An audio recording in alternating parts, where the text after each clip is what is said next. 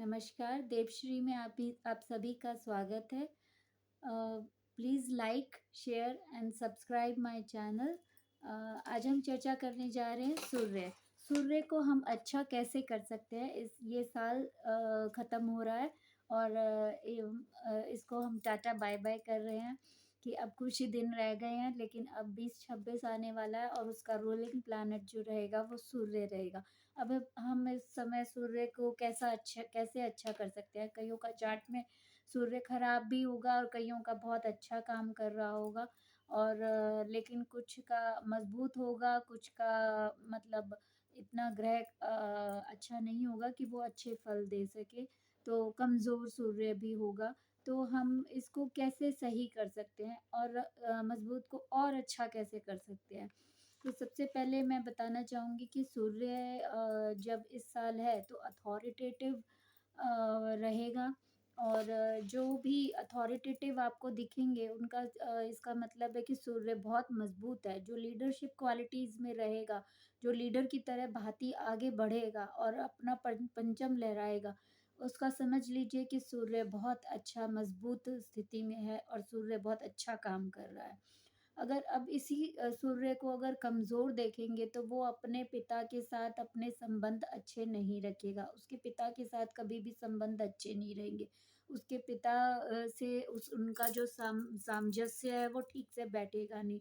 ना उनके पिता उनकी बात सुनेंगे, ना समझेंगे और आपस में मतभेद दिखाई देगा। तो आप समझ जाइएगा कि ये इंसान का सूर्य इतना बढ़िया नहीं काम कर रहा। अब इसको मज़बूत कैसे किया जाए? खराब तो हो गया लेकिन इसको मज़बूत कैसे किया जाए? पहली बात तो अगर सूर्य अगर इस बार रूलिंग प्लैनेट में है तो आपको अपने पिता के साथ बना के रखनी है। पिता को कुछ ना कुछ गिफ्ट देते रहना है। आपको उनको खुश करने के लिए आपको उनके साथ अगर पिता नाराज़ हैं तो उनको अपने अच्छे स्वभाव से उनको मनाने की कोशिश करनी चाहिए। उनको गिफ्ट वग़ैरह दीजिए, उनको अच्छा महसूस कराइए, उनकी हेल्प कीजिए। और अगर आपके नज़दीक नहीं है, जा चुके हैं, स्वर्गवासी हैं या कुछ भी है, तब भी आप उनको याद कीजिए। उनके याद करने से ही मात्र से ही आपका उनके आगे सर झुकाइए, उनका आशीर्वाद लीजिए, तो आपके काम अच्छे होंगे। अगर आप अगर इसको अच्छा करने के लिए सूर्य को और अच्छा करने के लिए हमें पूरा महीने में, दिन में जब भी हो मैं तो कहूँगी दिन में, रोज़ दिन में एक ऐसा अच्छा काम कीजिए, किसी को मदद चाहिए, किसी का भरपेट नहीं है, किसी को भूख लगी है, किसी ने आके एकदम से आपको बोल दिया कि मुझे एक बिस्कुट का पैकेट दिला दो, आप तुरंत दिलाइए उसे।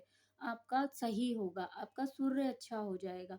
अगर आपको कोई कह रहा है कि मुझे ये रास्ता पार करा दो, मुझसे नहीं होगा, तो आप पर करा दीजिए।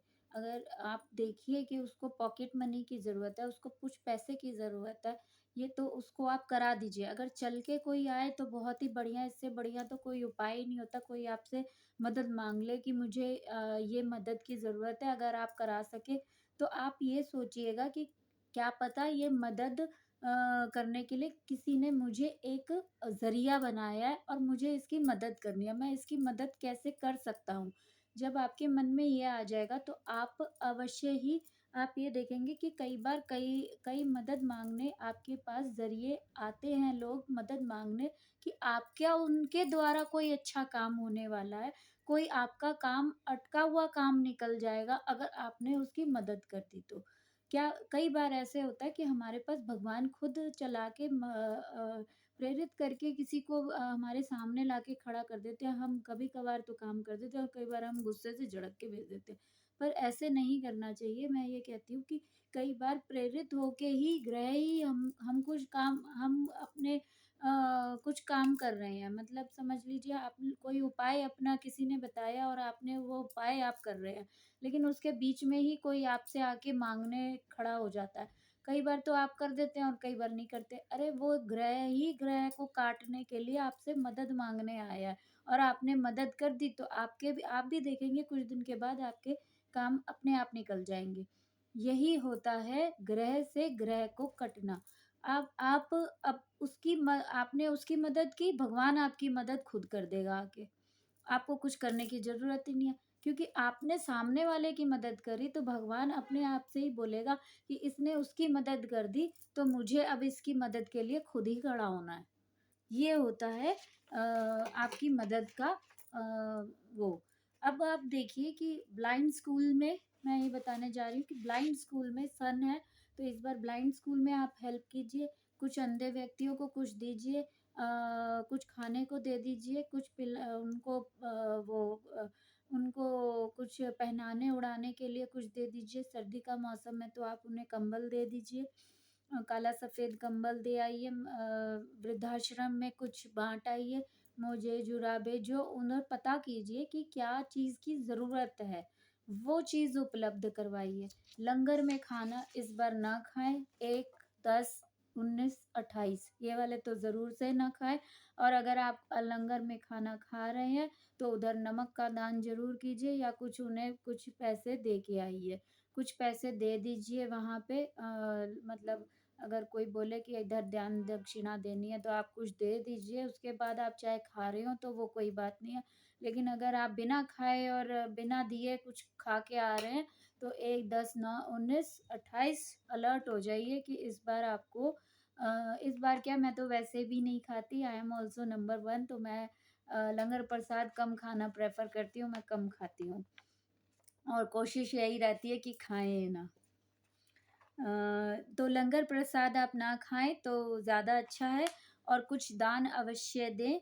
और ये साल पॉलिटिशियंस के लिए बहुत अच्छा है, बॉसेस के साथ और बड़े लोगों के साथ संपर्क, और गवर्नमेंट जॉब्स के लिए बहुत अच्छा है। इस साल गवर्नमेंट जॉब जिसकी लगन कोई एंट्रेंस पेपर दे रहा है या कुछ भी दे रहा है, तो वो क्लियर हो जाएगा, और उसकी सूर्य की कुंडली में दशा वगैरह जो भी रहेगी वो भी अच्छी हुई तो ज़रूर से एंट्रेंस एग्ज़ाम वो क्लियर कर जाएगा, क्योंकि ये साल सूर्य का साल है और सूर्य बहुत अच्छा हुआ तो वो ज़रूर से क्लियर कर जाएगा।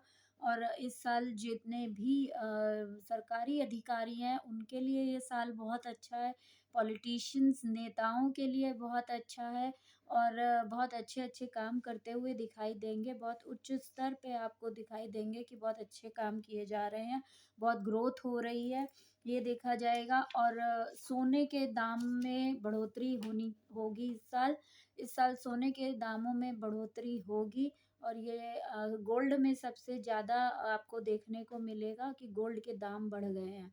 और गोल्ड में अगर आपको इन्वेस्ट भी करना है तो इस साल आप इन्वेस्ट कर सकते हैं। गोल्ड में इन्वेस्टमेंट आपको फ़ायदेमंद रहेगी। और जिनका सूर्य खराब है उनको मैं ये कहना चाहूँगी कि आप पितृ पक्ष जब भी आए, श्राद्ध जब भी आएँ तो आप विशेषकर 11 या 21 नाम सूर्य भगवान के ज़रूर से लेके जल चढ़ाएँ, और जल लोटे में गुड़हल का फूल और कुमकुम, चावल, गुड़ डाल के ज़रूर से दें, 21 नाम अवश्य लें। उनके नाम पर पितृ पक्ष में पितरों के नाम पर काला तिल डाल के पानी जल में डाल के और उनके नाम पे तर्पण भी करेंगे तो इस बार फ़ायदेमंद रहेगा। किसी का पितरों की नाराज़गी है तो इस साल वो सूर्य भगवान से प्रार्थना करके अपने पितरों से क्षमा माँग के और उनको ठीक भी कर सकते हैं। तो ये काम ज़रूर से करें। और जिनके भी ये जो साल है ये जन सेवा का भी, मतलब कोई आप एक सेवा पकड़ लीजिए इस साल से कि आपको ये सेवा देनी है, चाहे आप मंदिर में, गुरुद्वारे में आप एक सेवा ले लीजिए कि मुझे ये सेवा करनी है। सफाई भी, मंदिर की सफाई, शिव जी के थले की सफाई भी करते रहेंगे तो भी आपका शनि अच्छा होगा। एक सेवा करनी ही करनी है जिससे आपका शनि अच्छा होगा, साथ में सूर्य खुश होंगे। सूर्य किससे खुश होते हैं? और संक्रांति पे तो ज़रूर से आप शक्कर और दूध और काला तिल मिला के शिवलिंग पर चढ़ा के आएँ ज़रूर से। अशोक सुंदरी के ऊपर ज़रूर जल चढ़ाएँ और लस्सी सी बना के और उधर चढ़ा के आएँ शिव जी पे, और भगवान को बोलें कि भगवान हमारे सारे कष्टों का निवारण कर दीजिए। बस आपकी दया दृष्टि हमारे ऊपर बनी रहे, यही प्रार्थना करते हुए जल चढ़ाएँ और कुंदकेश्वर महादेव का नाम लें। कुंदकेश्वर महादेव का नाम लेंगे तो सब कुछ बढ़िया हो जाएगा। जय महादेव, जय काशी विश्वनाथ की जय।